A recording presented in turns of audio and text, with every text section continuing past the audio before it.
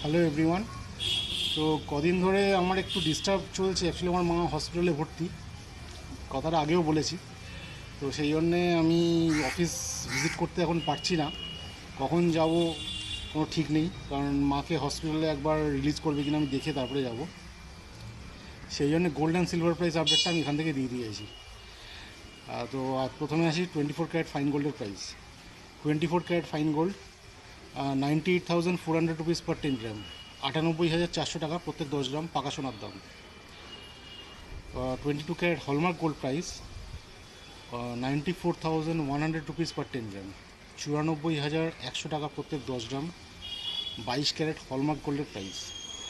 আর silver price হচ্ছে 1,141 rupees per 10 গ্রাম, 1,141 টাকা প্রত্যেক 10 গ্রাম রুপোর দাম। দেখা যাচ্ছে তিনটে মানে সিলভারটা অনেকটা কমে এসছে, প্রায় 1,158-1,160 এরকম চলছিল। তো একটা ভালো দিক, ভালো সাইন। তো সিলভার প্রাইসটা নিচে আসার জন্যে আমার মনে হচ্ছে এটা ভালো ইঙ্গিত। তো গোল্ড অ্যান্ড সিলভার যারা বাই করার অপশান, মানে বাই করার কথা ভাবছেন, গয়না বানাবেন বা কোনো কিছু করবেন, অর্নামেন্টস করবেন, আমার মনে হয় এই সুযোগে করে নেওয়াই বেটার।